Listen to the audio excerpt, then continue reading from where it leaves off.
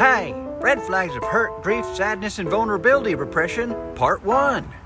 I myself am a recovering hurt, grief, sadness, and most all other vulnerable emotions repressor, so I can speak from direct experience on this one. The first thing to know about hurt repression, which is what I'm going to shorten it to, is that unlike anger repressors who have a compulsion to get small, hurt repressors have a compulsion to get big. They have to, because though they don't know it, they're terrified of their buried vulnerable emotions.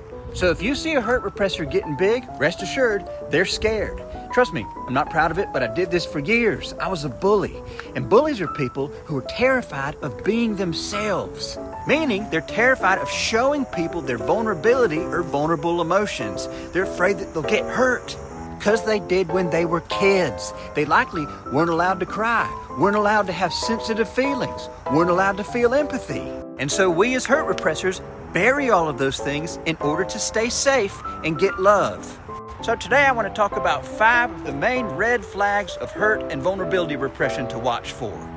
Starting with 5, what looks like honesty.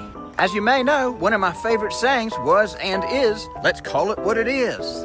I was also very fond of just being honest, and I'm a straight shooter. But here's the problem with that. When I was in hurt and vulnerability repression, I wasn't being honest and I wasn't straight shooting. I was protecting myself from getting hurt by saying things that would hurt other people under the guise of setting them straight. Truth is, the only way we know how to connect and protect ourselves as hurt repressors is by hurting others. We want them to be hurt because we are. 4, an insistence on rationality, especially from people who know how to feel and express their vulnerable emotions. Let's be rational, let's think this through, don't be so sensitive, don't be so emotional. That's what you'll hear from a hurt and vulnerability repressor in the face of someone who's hurt and vulnerable.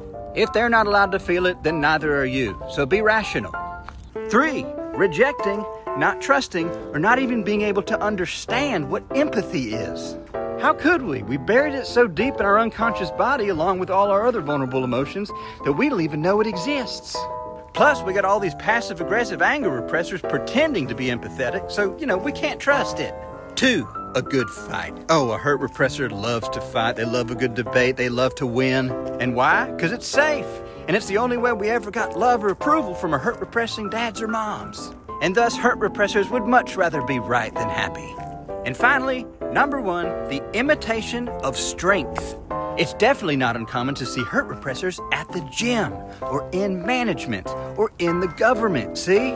And that's because looking big and powerful is insurance against people seeing what's really going on inside of us and who we are. But I found out the hard way that people can see that anyways. So take it from me, a recovering hurt repressor. Real power is authenticity, which means the ability to feel and express the full range of human emotions, including the vulnerable ones. Which means if you're repressing your hurt, doing enough emotional repression work to the point where you can show it to people. And if you don't want to do that, then just keep on keeping on, because eventually you might. If and when that time comes, tap the link.